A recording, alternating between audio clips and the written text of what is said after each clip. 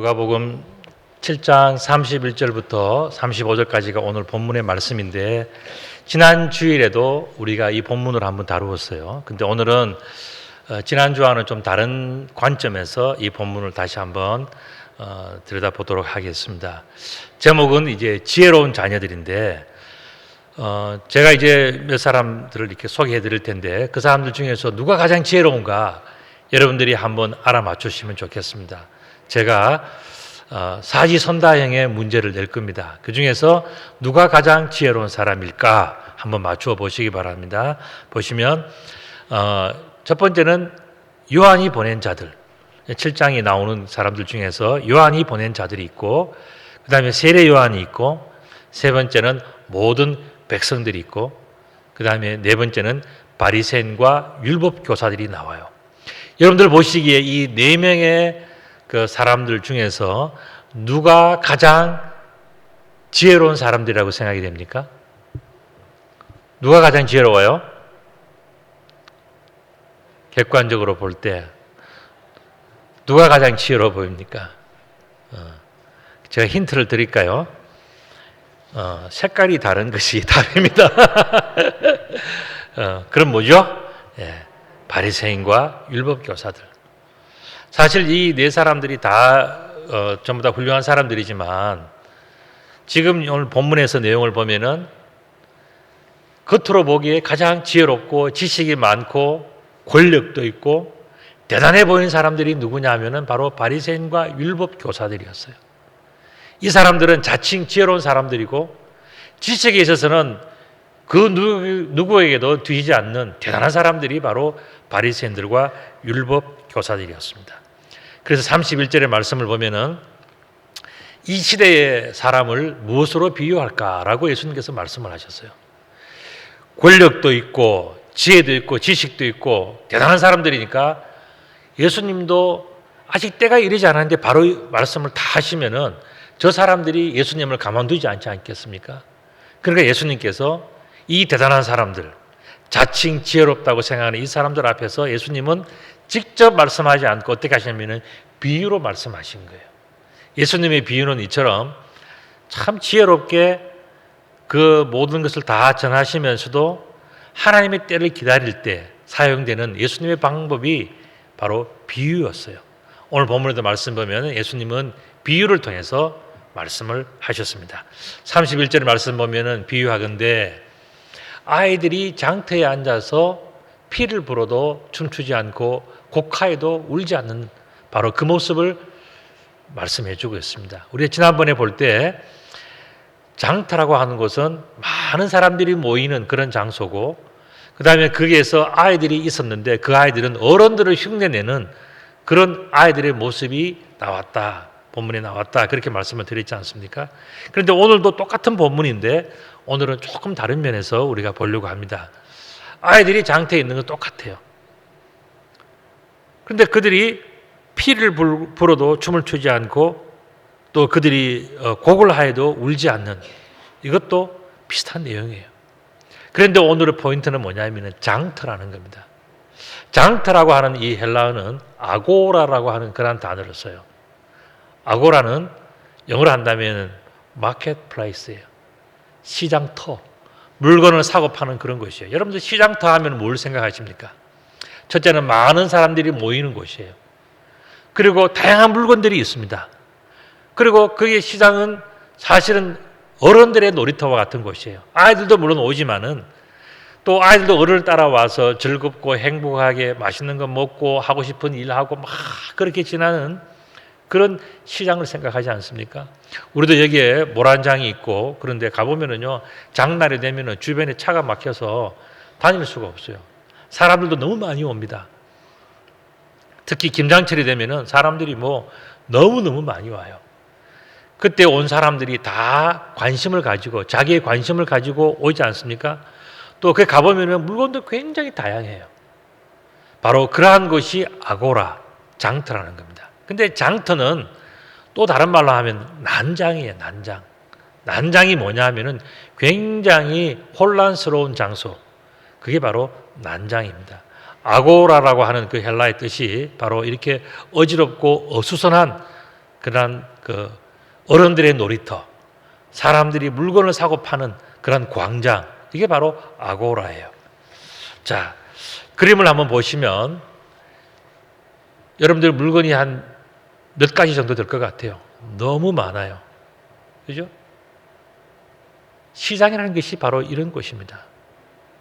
파는 사람들의 다양한 물건과 또 저 물건을 팔기 위한 주인의 다양한 생각들, 그리고 또한 각자의 욕구에 따라서 찾아와서 자기가 원하는 것을 찾는 다양한 사람들, 다 달라요.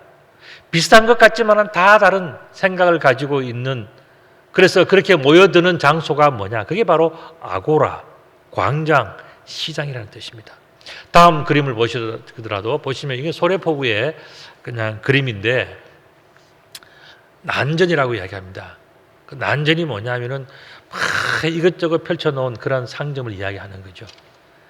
보면은 어떤 사람은 살아있는 생선을 원하는 사람도 있고, 어떤 사람은 생선을 다 다듬어 놓은 그걸 원하는 사람도 있고요. 이 생선, 저 생선, 뭐 온갖 물건들을 다 파는 곳이 시장이에요. 시장은 이처럼 굉장히 복잡합니다. 이것이 시장의 특징이에요. 그런데 이 시장에서 중요한 것이 있습니다. 시장에 아주 중요한 그런 그 요소가 있어요. 그게 뭐냐면 바로 경쟁이라는 겁니다. 시장의 자리는 경쟁하는 자리예요. 첫째는 상인과 물건을 사러 오는 그러한 손님과의 경쟁이 있어요. 얼마에 팔 건가? 몇 개를 팔 건가? 또 나는 저기서 살 건데 내가 얼마에 살 건가? 또 몇 개를 사면 얼마를 깎아줄 건가? 손님은 계속 뭔가를 생각하고 시장을 방문하는 것이고, 주인은 매일매일 파는 물건이다 할지라도 주인은 오늘은 어떻게 팔아야 되겠다고 생각을 하면서 앉아있는 자리가 시장이에요. 경쟁을 하기 때문에 그 자리에서는 항상 뭐가 있냐면은 분노와 싸움이 있어요. 점잖을 뿐이지 서로 밀고 당기고 서로 이렇게 저렇게 하는 그 경쟁이 있는 곳이 뭐냐? 그게 바로 시장이에요. 그렇기 때문에 어떻게 보면은 시장은요, 구경거리가 돼요. 가보면은 활기가 차고 또 다양한 물건들이 있고 사람마다 자기가 원하는 기호에 따라서 밀고 당기는 그 모습을 옆에서 지켜보면 시장 구경만큼 재밌는 게 없는 것 같아요. 굉장히 재미있어요. 그리고 다양한 물건들이 나와 있고 하는데 사실은 그 내막 속에서는 뭡니까? 사실은 작은 싸움이 점잖게 벌어지고 있는 거죠. 예수님께서는 바로 이 모습을 보시면서 아고라라고 하는 바로 그 단어를 쓰신 거예요. 아, 시장 같다. 내가 이 바리새인과 율법 교사들 또 많은 사람들 또 예수님의 그 모습과 세례 요한의 그 모습을 예수님께서는 한눈에 다 지켜보시면서 바로 이 모습이 시장터 같다, 아고라 같다, 싸움터 같다, 전쟁하는 그런 장소 같다, 이렇게 보시는 거예요. 여러분들, 시장은 작은 싸움터예요. 제가 다음 그림을 하나 보시면은요, 야, 재밌습니까? 보시면은 저 글씨가 어떤 내용이에요? 내일 또 싸우자 그런 내용입니다. 오늘 실컷 싸워서 뭐 반창고 붙이고 뭐 다 했는데 내일 또 싸우자는 겁니다. 왜 그런가? 아이들은 자기 생각이 있기 때문에 그것을 이렇게 점잖게 내려놓거나 그러지를 못하는, 자기 생각을 다 표현하고 오늘 싸워도 내일 또 싸우는 것이 뭐냐? 그게 아이들의 세상이에요. 그래서 이 아이들은 뭐냐? 내일 또 싸우자. 왜냐하면 자기의 주장을 꺾을 수가 없는 거예요. 자기의 생각은 변하지 않는 거예요. 예수님께서 지금 시장에서 여러 사람들을 만나지 않습니까? 거기 보면은 많은 유대인들을 만났고 율법 교사들과 바리새인들을 만났고 세례 요한의 제자들을 만났고 다 만났는데 예수님이 가만히 보니까 이거는 꼭 싸움터 같단 말이죠. 오늘도 부딪히고 오늘도 뭔가 자기의 주장들을 다 이야기하고 다 살아가는데도 내일 지나도 또 똑같을 것 같은 그 모습을 보시면서 예수님께서는 이제 비유로 말씀하시는 겁니다. 자, 그렇다면 싸우는 이유가 뭘까 하는 겁니다. 이 사람들은 왜 싸우죠? 왜 상인들은 손님과 밀고 당기는 그 싸움을 하고 또 이 시장에 나온 사람들 중에서 바리새인과 율법 교사들은 왜 세례 요한과 싸우고 또 바리새인과 유대 율법사들은 왜 예수님과 또 싸우고 있냐 말이죠.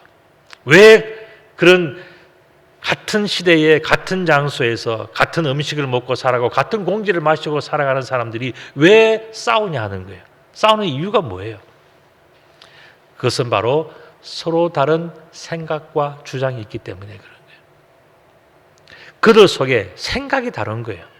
같은 장소에, 같은 시간에, 같은 동네에, 같은 공기를 마시고, 같은 물을 마시고, 같은 음식을 먹었다 할지라도 그들이 계속 그 마음들 속에서 싸우는 이유는 뭐냐면은 생각과 주장이 달라요. 생각만 한다면 별로 싸우질 않아요. 그런데 주장을 하고 행동을 해버릴 때 그때서부터 싸움이 되는 거예요.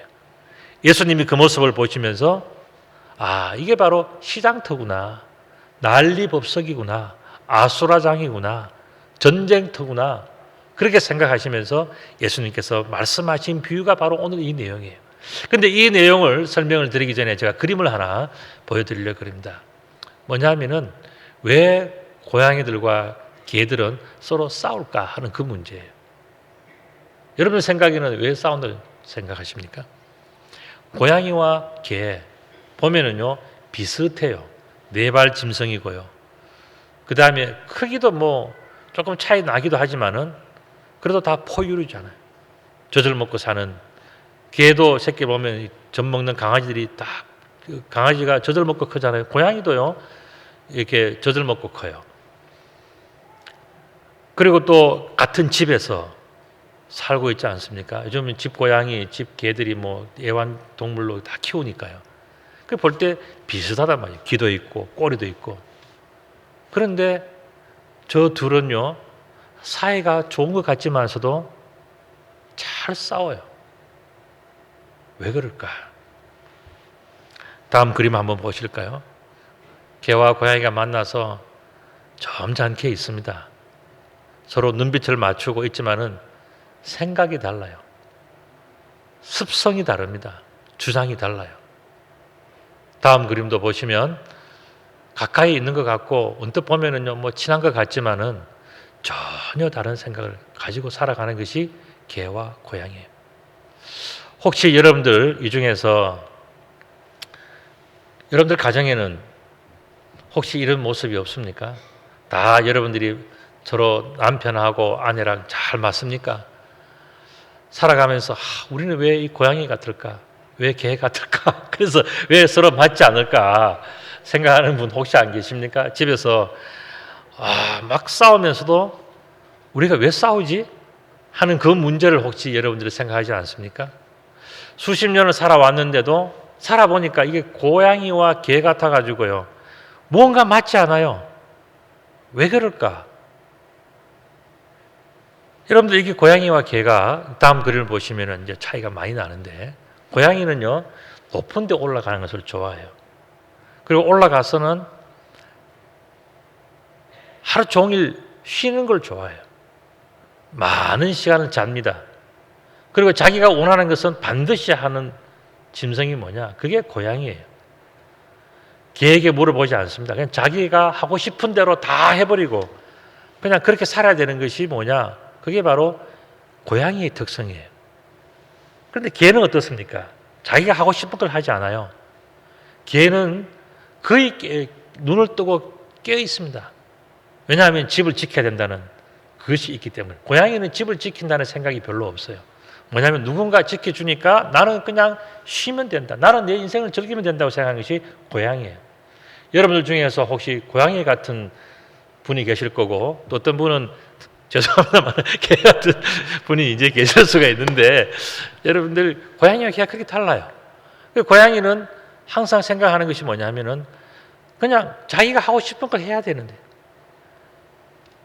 근데 우리 옆에도 저기 개가 한 마리 있지 않습니까? 풍금이라고. 예. 독일어 이름으로는 오르겔. 예. 영어 이름이 오르겐. 예. 오르간. 그렇습니다. 한국 이름은 풍금이. 근데 가만히 보면요. 밤새껏 깨 있어요. 그리고 언제 자냐 보면 아침에 잠깐 자요.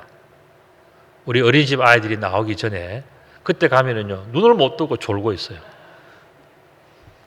그런데 그 시간만 잠시 졸 뿐이지 거의 깨 있어요. 왜 그런가 하면 이 개는 집을 지켜야 된다고 하는 그 책임감 때문에 눈을 뜨고 싶고 지키고 싶고 그 책임을 다하기 위해서 살아가는 것이 개의 인생이란 말이죠. 그런데 고양이는 또 전혀 달라요. 어떻게 되든지 말든지 간에 내가 행복하면 되고 내가 내 할 것 하고 그렇게 살아가는 것이 뭐냐? 그게 바로 고양이더란 말이죠. 이렇게 살면은 고양이와 개가 어떻게 될까요? 결과가 어떻게 될 것 같아요? 다음 그림을 한번 보시면요. 고양이는 개가 귀엽다고 자기가 하고 싶은 대로 그냥 발을 탁 내밀지만은 개의 입장에서 볼 때는 어떻게 됩니까? 도대체 너는 뭐냐? 이런 생각을 하는 거죠. 그렇게 해서 이 고양이와 개는 비슷한 것 같고 그 다음에 뭐 같이 먹는 것 같고 한 집에 사는 것 같고 다 그렇지만은 살다가 보면 어떻게 되는지 아십니까? 다음 그림 한번 보시면 이렇게 되는 거예요. 예. 서로 마음에 안 들어가지고 그냥 탁 날아가는 거지. 이게 바로 고양이와 개의 삶이에요. 부지런히 살고 열심히 살고 뭔가 자기 나름대로 최선을 다한다 생각하지만은 어느 한순간에는 마음에 안 들면은 또 탁 부딪히고 번쩍 하는 게 뭐냐? 그게 바로 고양이와 개의 삶이에요. 고양이가 개에 대해서 한 방을 먹이고 지 하고 싶은 대로 다 했지만은 그 다음에는 어떻게 될까요? 개가 고양이과보다는 개과가 고양이과보다도 더 위에 있어요. 자연계의 생태 서열로 본다면. 그러니까 고양이가 개를 이길 수가 없는 거죠. 개가 참다가 참을 때까지는 참지만은 이 개는 고양이를 가만두질 않는 거예요.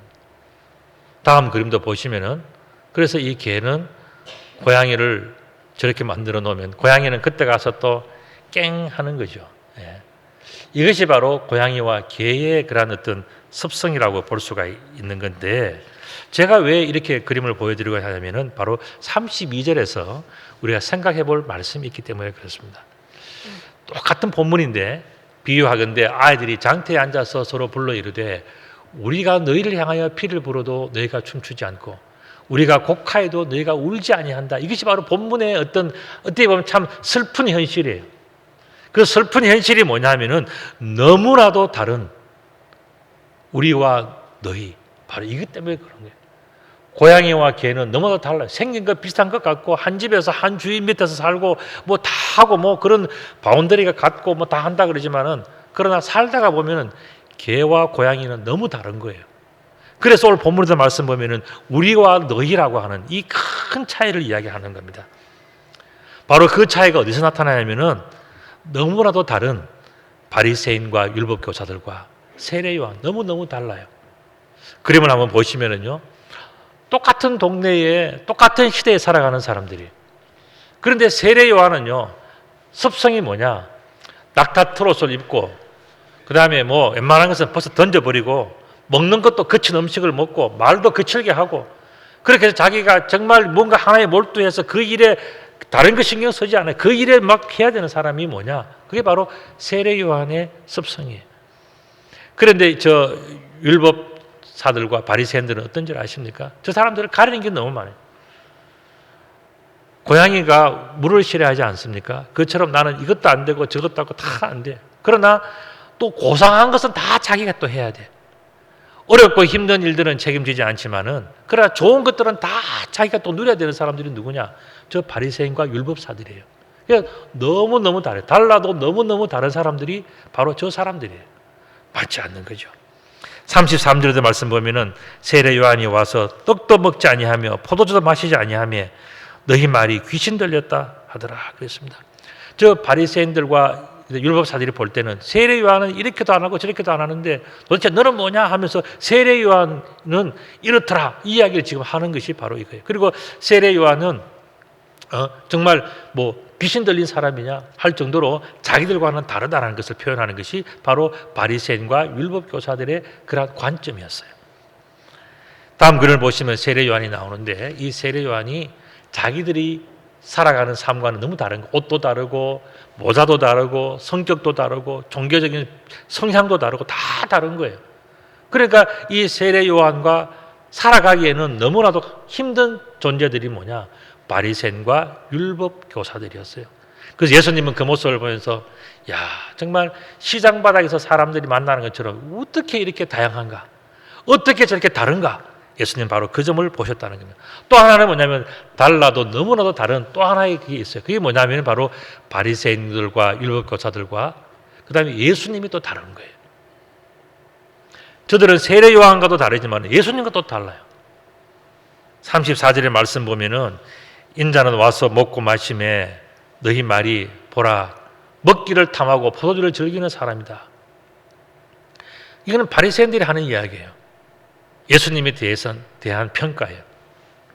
예수님은 열심히 하면서 정말 어려운 사람, 힘든 사람들 돌보면서 그들과 함께 어떻게 마음을 나누고 마음을 얻어서 어떻게 그들에게 하나님 나라 복음을 전할 수 있을까 이걸 생각하면서 예수님은 모든 걸 양보하고 희생하면서 살아가는데 바리새인과 율법교사들은 뭐라고 하냐면은 저 봐라 저 사람은 포도주를 좋아하고 세리와 죄인들을 절개하면서 저들과 먹고 놀고 하는 그런 일에 아주 전문가네 이렇게 이야기하는 거예요. 그러니까 예수님이 그 말씀을 들었을 때는 그 말을 들었을 때는 어떻게 됐을까요? 야 정말 너무 차이가 나는구나. 너무가 다르구나. 다르다는 것을 느낄 수밖에 없는 거예요.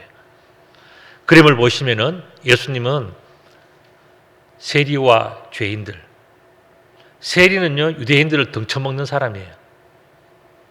그래서 유대인들로부터 세금을 거두어 가지고는요. 그다음에 로마에 바쳐야 되는 일정한 금액 바치거나 나머지는 전부 다 자기가 먹는 겁니다. 그러니까 그 세금을 내는 유대인들이 볼 때는 세상에 도둑놈 중에 저런 도둑놈이 없는 게 그게 바로 텍스 콜렉터, 세리예요. 세리. 마태가 바로 그런 사람이었죠. 뿐만 아니라 죄인들이라 그랬습니다. 거짓말하고 율법을 안 지키는 사람들을 바리새인과 율법교사들은 뭐라 그랬습니까? 전부 다 저 사람들은 죄인들이라 그랬거든요. 근데 예수님은 또 기가 막히게 그런 사람들만 찾아가서 친구 삼고 같이 먹고 같이 마시고 그렇게 했단 말이죠. 율법교사들과 바리새인들은 포도주도 함부로 먹지 않아요. 왜냐하면 술 취하지 말라. 성경에서 이야기하니까. 그런데 예수님은 어떻게 합니까? 그 사람들 앞에서 서로 포도주를 함께 마시면서 이야기를 하는 거예요. 어떤 이야기를 하느냐가 중요하거든요. 그게 바로 예수님의 마음이죠. 그러니까 예수님은 그렇게 해서라도 마음을 얻어서 그 사람들에게 하늘나라의 복음을 전하고 싶었던 것이 예수님의 마음이었어요. 또 예수님 주변에는 여인들이 항상 있었습니다. 여인들이. 예수님 당시에는 여인들이 남자들의 식탁에 와서 같이 먹고 마시고 이렇게 할 수가 없는 거예요. 그런데 예수님은 그들을 불렀고 뿐만 아니라 13세 이하의 어린아이들을 불러서 그들에게 먹을 것을 주고 이야기를 해주고 다 했단 말이죠. 왜 그렇게 했느냐? 예수님의 모든 관심은 뭐냐? 어떻게 해든지 간에 저들에게 하나님 나라의 복음을 전해야 되겠다. 그 한 가지였단 말이죠. 그러니까 예수님은 무엇이든지 다 할 수 있는 그런 마음을 가지고 있는 반면에 바리새인과 그다음에 율법사들은 뭐냐? 예수님과 전혀 달라도 너무 다른 것이 바로 그들이었습니다. 이렇게 볼 때에 예수님과 세례 요한 다음 글을 보시면은 나오는데 이 사람들과 이 두 분과 바리새인과 율법교사들은 너무너무 달랐어요. 자, 우리 여기에서 우리 한 가지 생각해 볼 것이 그게 뭐냐면 26절에 나오는 말씀입니다. 그 말씀은 그러면 너희가 무엇을 보려고 나갔더냐 하는 그 본문이 7장에서 나왔지 않습니까? 누가복음 7장에 이 내용이 나오는데 그때의 선지자냐 이렇게 물으면서 옳다 이렇게 말씀하셨어요. 자, 예수님께서 지금 말씀하시기를 너희가 무엇을 보려고 나갔느냐 옳다 이 말씀을 하시면서 누가 옳은 사람인가 지금 이 문제를 누가복음 7장에서 예수님께서는 설명하고 계시는 거예요. 그래서 우리가 전주에 살펴보면서 예수님에 관한 그러한 내용들을 보았지만은 오늘의 이 포인트는 뭐냐면 누가 옳은 사람인가 하는 바로 그 부분이에요. 여러분들 생각에는 누가 옳은 사람입니까? 그것은 이렇게 정리할 수 있어요. 뭐냐면은 하나님을 인정하는 사람이 옳은 사람이다. 이게 바로 예수님의 관점이에요. 그렇다면 하나님을 인정하는 사람은 어떤 사람인가? 그건 바로 하나님의 자녀들이에요. 여러분 자녀들이라고 하는 것은요. 뭐 안 그런 자녀들이 간혹 있기는 있지만은 자녀들이라고 하는 특징은 뭐냐면은 그래도 부모를 인정해요. 왜 그런지 아십니까? 집에서 거울을 보니까 닮았거든요. 내 나쁜 성질도 닮았고 나의 좋은 모습도 닮았고 식성도 닮았고 버릇도 닮았고 생각도 닮았고 다 닮았단 말이죠. 그래서 좋으나 싫으나 나는 이 부모님의 자녀구나 하는 것을 알게 돼요. 그것을 인정한다는 것이 지혜롭다는 겁니다. 오늘 예수님께서 하시는 말씀이 바로 그 내용이에요. 하나님을 인정하는 사람은 하나님의 자녀인데 하나님을 인정한다는 것 자체가 지혜로운 거다라는 겁니다. 그걸 말씀하시면서 과연 하나님의 자녀들이 진정한 하나님의 자녀들은 누군가 이걸 지금 묻고 계시는 거예요. 그래서 35절에서 지혜에 대해서 말씀하십니다. 지혜는 자기의 모든 자녀들로 인하여서 옳다함을 얻는다 이렇게 말씀하시는데 이 표현이 약간 어려워요. 그래서 우리가 현대인의 성경으로 우리가 보면 이렇습니다. 하나님의 지혜는 그것을 받아들이는 사람에 의해서 옳다는 것이 입증된다 그런 이야기예요. 지혜는 뭐냐? 내가 원하든 안 원하든지 간에 오늘 내가 여기까지 이루어져 온 모든 삶을 하나님 안에서 내가 믿음으로 받아들이는 게 뭐냐? 그게 바로 지혜라는 것입니다. 그걸 받아들이지 못하는 사람은 뭐냐? 지혜롭지 못한 사람들이에요. 그러나 내가 여기까지 지나오면서 나의 슬픈 과거, 잘못된 과거, 그 모든 부족함 전부 다 내가 받아들일 수 있다면 그 사람은 굉장히 지혜로운 사람이라는 거예요. 특별히 하나님 안에서 내가 하나님의 자녀라는 것을 인정하는 사람은 최고로 지혜로운 사람이다. 예수님은 바로 그 점을 말씀하시면서 우리들에게 설명해 주셨는데 잠언서 3장 18절의 말씀에도 지혜에 대해서 내용이 나와요. 그게 뭐냐면 지혜는 그 얻은 자에게 생명나무다 이렇게 이야기를 했거든요. 자, 지혜를 이야기를 하면서 지금 생명나무를 이야기를 하고 있어요. 지혜와 생명나무의 관계를 이야기하시면서 지혜를 가진 자는 참 복된 것인데 결국 그 복된 것은 어떻게 증명되어지느냐? 자기가 바로 생명나무 열매라는 것을 아는 사람이 바로 지혜로운 사람이다. 이 이야기를 해주고 계시는 겁니다. 자, 그렇다면 생명나무 Etz Hatayim이라고 하는 바로 그 내용입니다. 생명나무 이게 뭐냐 하는 겁니다. 이것은 창세기 2장에 나오는 그러한 내용이에요. 창세기 2장에 보면은요, 동산에 심은 여러 나무 그 실과가 있는데 그 중에 생명나무가 있어요. 선악을 알게 하는 나무도 있고 생명을 알게 하는 나무도 있어요. 이 생명나무는 한 그루가 아니에요. 생명나무는 동산 주위에 여러 개 심겨져 있는 다양한 나무예요. 바로 그 나무를 성경에서는 생명나무라 그랬는데 그 생명나무 하면 왜 생명나무인가? 우리가 여러 가지 생각해 볼 수 있는데 나무를 여러분도 한번 심어본 적이 있습니까?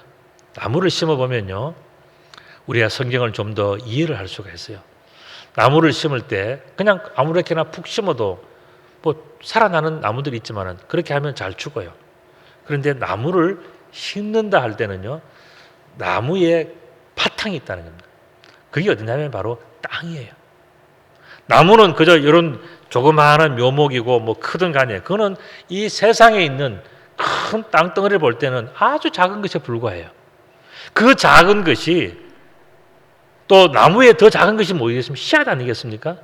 그 씨앗이 땅에 심겨질 때 그때 비로소 이것은 생명을 얻게 되는 거예요. 그 속에 있는 생명이 다시 살아나는 것, 그것은 다 나무에 그런 관련된 이야기들이거든요.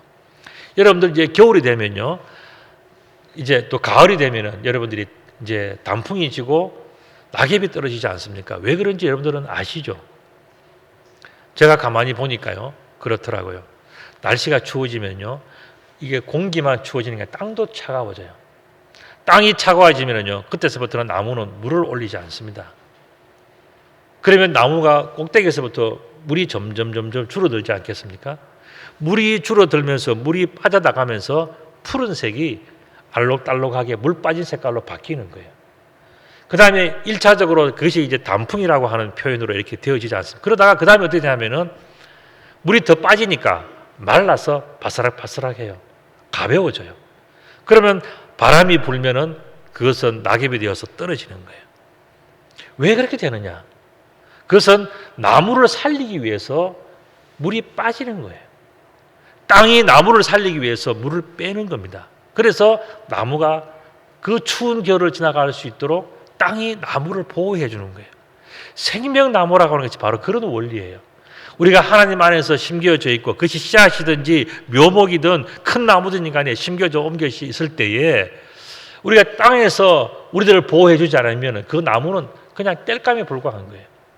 생명나무라고 하는 것은 뭐냐? 땅에 심겨져 있을 때에, 땅에서 생명의 기운을 받을 때에, 그때에 생명을 얻는 거예요. 그 생명이 우리들에게 올라오면은요, 봄이 되어서 물이 올라오면은 그 다음에 그 물이 차서 가지로 뻗어져서 잎이 생기고 그 다음에 잎에서 순이 나와서 꽃이 피고 열매가 맺히고 그렇게 하지 않습니까? 그 열매 속에는요, 무엇이 있냐 하면은 씨앗이 있어요. 성경에서 우리 인간들에게 준 가장 큰 축복 중에 하나가 뭐냐면 씨 있는 열매를 준 겁니다. 왜냐하면 씨 있는 열매를 우리가 먹고 말미암아서 건강해질 수 있고 계속해서 이 생명을 유지해 나갈 수 있도록 하나님께서 우리에게 베풀어 주신 놀라운 축복이 뭐냐면 바로 과일이에요. 하나님께서 우리들에게 주신 이 귀한 모든 시스템이 바로 생명나무라고 하는 바로 저 원리 속에 다 들어있는 거예요. 그래서 오늘 본문에서는 이야기를 합니다. 지혜로운 자녀는 생명나무와 같다. 그 이야기를 하시는 겁니다. 자기 혼자 유아 독존으로 그렇게 살아가는 것이 아니라 땅이라고 하는 생명의 근원이 되는 그곳에 심겨져 있고 그 씨앗에 들어있는 씨앗의 비밀을 표현해 나갈 때에 그 나무는 진정한 생명나무가 된다는 겁니다. 나무가 그냥 존재하고 나무가 그냥 이렇게 옆에 누워있다 해서 그게 나무가 아니에요. 나무는 어떻게 되냐? 땅에 심겨져서 땅으로부터 영양을 받고 수분을 받고 그렇게 할 때에 그 나무는 진정한 나무가 된다는 거예요. 그리고 그렇게 되었을 때에 거기에서 나중에 열매가 맺혔을 때에 그 열매가 얼마나 소중한 것인가 이걸 이야기하면서 생명나무는 소중한 것이다. 여기서 중요한 것이 하나가 있어요. 그게 뭐냐면은 그 나무의 열매라고 하는 것은 작든지 크든지 간에 결국 어떻게 됩니까? 그 나무 씨앗의 특성대로 열매를 맺는 거예요. 그래서 세월이 지났을 때에 과연 주인이 심어 놓은 그 씨앗에 심은 바 의도대로 열매를 맺히느냐, 이게 주인이 이 나무를 벨 건가 살린가를 결정하는 가장 중요한 그런 관점이에요. 그래서 오늘 본문에서는 생명나무를 이야기하시면서 가장 중요한 것이 뭐냐? 주인의 의도대로 열매를 맺느냐, 이걸 본다는 거예요. 그렇기 때문에 지혜로운 자녀는 뭐냐? 생명의 나무인데 생명나무에 맺히는 바로 그 열매가 사실 우리들의 인생이에요. 누가복음 6장 44절에서 이렇게 얘기합니다. 나무는 각각 그 열매로 아나니 가시나무에서 무화과를 또는 찔레에서 포도를 따지 못하느니라. 만약에 주인이 포도를 얻기 위해서 포도를 심었는데 찔레가 난다면 어떻게 되겠습니까? 베는 거죠. 그렇기 때문에 또 무화과 열매를 얻기 위해서 심었는데 나서 보니까 이거는 가시나무야. 그럼 주인은 벤다는 이야기예요. 그렇기 때문에 정말 가장 큰 축복과 가장 좋은 결과는 뭐냐? 주인이 원하는 열매를 맺는 것이 뭐냐? 그게 바로 생명을 오래오래 유지하는 하늘의 축복이라는 겁니다. 그것을 이야기하면서 너희는 과연 얼마만큼 지혜로운가? 이걸 묻고 계시는 거예요. 오늘 본문은 결국 우리가 생명나무의 열매들인 것을 말씀하시면서 저와 여러분들이 바로 생명나무 열매인 것을 말씀해 주고 있습니다. 요한복음 15장 4절에도 보면은 내 안에 거하라 나도 너희 안에 거하리라고 말씀하시면서 이 생명과 끊어진 그 존재는 결국 아무런 의미가 없다는 거예요. 그리고 그 생명의 핵심은 뭐냐 하면은 주인이 원하는 바가 뭔가 그게 들어있다는 겁니다. 주인의 의도에 들어있다는 거예요. 그래서 생명나무 열매가 계속 열매를 맺히고 그렇게 존재할 수 있는 이유는 뭐냐? 주인이 원하는 인생을 살아가면은 그것은 가장 지혜로운 것이 된다는 것을 이야기하시면서 우리들에게 뭘 이야기하는가? 우리들이 가져야 되는 지혜는 뭐냐? 주인이 원하는 인생, 주인이 뜻하는 바를 살아가는 사람이 가장 훌륭하고 가장 지혜로운 사람이라는 거예요. 그래서 우리들은 다시 한번 생각해 봐야 되는데 그게 뭐냐? 하나님께서 나에게 향하신 뜻은 무엇일까? 하나님께서 나는 어떤 열매를 맺기를 원하시는가를 생각하고 살아가는 사람은 지혜로운 사람이라는 거예요. 그런데 하나님께서 이 세상에서 바리새인과 율법 교사들을 보니까 저 사람들은 하나님과 다른 인생을 살더라는 거예요. 그래서 예수님께서는 당신들이 지혜롭지 못하오 이렇게 이야기를 할 수 있지만, 그렇게 하면은 그들이 또 화를 내고 예수님을 해코지하니까 예수님께서 비유를 통해서 말씀하셨어요. 너희들이 지혜가 뭔지 아느냐? 지혜는 바로 생명의 주인 대신 하나님에게 잘 붙어서 그분이 원하시는 열매를 맺는 것이, 그게 바로 지혜다. 그 말씀을 하시면서 세상에 봐라, 하나님 뜻대로 열매를 맺으려고 살아가는 얼마나 훌륭한 여인들이 있고, 얼마나 훌륭한 아이들이 있고, 얼마나 훌륭한 사람들이 많은지를 네가 보지 않느냐? 그런데 너희들은 이스라엘의 지도자가 되고 자칭 똑똑하고 지혜로운 자들이라고 하지만은 그렇게 살지 못하는 너희들의 모습을 보니까 너무 안타깝다 하는 내용이 오늘 이 본문 속에 들어있는 거예요. 이것을 보면서 우리들은 어떻습니까? 우리들은 예수님께서 다 걸러주신 말씀을 보면서 우리들은 알고 있지 않습니까? 야, 예수님이 원하시는 그 인생을 살아야지, 하나님이 원하시는 그런 인생을 살아가야지 하는 그런 지혜가 우리가 있지 않습니까? 그런 지혜가 있다면 우리들은 굉장히 복받은 사람들이에요. 우리들은 바로 하나님의 자랑스러운 생명나무 열매들인 것입니다. 우리는 별것 아닌 것 같고요, 내가 세상에서 나는 왜 이렇게 초라하냐, 나는 왜 이렇게 악물거든, 왜 내 뜻대로 되지 않느냐 생각하는 사람들이 있을지 모르지만, 우리 다시 한번 생각해 봐야 돼요. 내가 원하는 것이 전부인가? 아니면 하나님께서 나에게 원하시는 것을 나는 열매를 맺고 살아가고 있느냐? 작은 열매 몇 개를 맺었다 할지라도 내가 그 열매를 맺고 살아간다면 그 사람은 지혜로운 사람이고요, 축복받은 사람이고, 그 생명이 영원히 이어져 갈 수 있는 정말 생명을 보장받은 엄청난 은혜로운 사람이에요. 하나님은 바로 그것을 예수님의 입술을 통해서 말씀하시면서 세상에서 지혜로운 자들이 누군지 아느냐? 그는 큰 나무냐, 많은 열매냐, 그게 중요한 게 아니라 중요한 것은 누가 주인의 뜻대로 주인이 원하는 열매를 맺느냐, 그거 중요한 거다.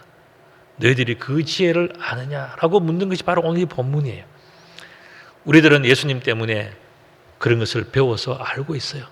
그런 말씀과 그런 계획들을 알고 있습니다. 그래서 우리들은 예수님의 삶을 쫓아가는 거죠. 이렇게 볼 때 가장 지혜로운 자녀는 누구인가? 그건 바로 하나님과 다투지 않는 사람이에요. 내가 이렇게 하고 싶고 저렇게 하고 싶지만은 하나님이 나에게 원하실 때, 하나님, 아버지의 뜻대로 되기를 원합니다, 아버지께서 원하시는 대로 되기를 원합니다 라고 하는 그 사람이 뭐냐? 하나님의 생명나무에 가장 잘 붙어 있는 사람, 그 사람이 가장 지혜로운 사람, 그 사람이 가장 오래가는 사람, 그 사람이 가장 좋은 열매를 맺는 사람이에요. 예수님 바로 그것을 비유로 말씀하시면서 우리들에게 누가 지혜로운 사람인가, 이걸 말씀해 주신 거예요. 왜 그렇습니까? 지혜롭지 못한 바리새인들과 지혜롭지 못한 율법사들을 보니까, 야, 지혜가 정말 중요하구나, 하나님 뜻대로 열매를 맺고 살아간다는 것이 이렇게 소중하구나 하는 것을 아셨던 거죠. 오늘 우리들은 예수님을 통해서 누가 지혜로운가를 우리가 배웠어요. 그렇기 때문에 우리는 이 시대를 살아가면서 어떻게든 간에 주님이 원하시는 인생을 살려고 노력하지 않습니까? 이게 뭐냐? 축복이라는 겁니다. 이게 바로 영광이에요. 이게 지혜예요. 이게 바로 생명나무에 붙어 있는 거예요. 그런 사람들은 하나님은 어떻게 보시느냐? 바로 그런 사람들이 뭐냐? 하나님의 자랑이에요. 오늘 여기 계시는 여러분들이 바로 하나님의 자랑스러운 사람들. 우리 은가람, 우리 오늘 오카리나 팀도 오늘 오셨고 하는데, 여러분들이 그런 마음으로 찬양할 수 있다는 것, 하나님 보실 때 얼마나 기뻐요. 우리 찬양대원들 정말 아침 일찍서부터 오셔서 늦게까지 연습하고 수고하는 그 모든 것들을 하나님 보실 때요, 얼마나 자랑스럽겠어요. 그게 바로 축복이고 지혜라는 겁니다. 우리 교원들도 추운 날 집에서 뭐 계시지 않고 또 산으로 들러가고 뭐 그렇게 하지 않고, 야, 내가 하나님이 원하시는 인생을 살아야 되겠다고 생각하고 하나님 앞에 나올 때, 그때가 뭐냐? 지혜로운 것이고요, 축복받은 것이고, 생명나무에 붙어 있어서 좋은 열매를 맺는 은혜의 시간들이에요. 여러분들에게 이와 같은 축복이 더욱더 가득가득 차고 넘치게 되시기를 우리 주님의 이름으로 축복합니다. 아멘. 기도드리겠습니다. 아버지 하나님, 참 감사합니다. 부족한 저희들 아버지의 품에 붙여주시고, 또 우리의 생각과 우리의 판단이 하나님을 향하여 나아가게 하심을 감사를 드립니다. 이 지혜를 주셨사오니 잘 감당하며 살아갈 수 있도록 축복하여 주옵소서. 지혜로운 하나님의 자녀들 되게 하시고 자랑스러운 하나님의 자녀들이 다 될 수 있도록 축복하여 주옵소서. 예수님 이름으로 기도드리옵나이다. 아멘.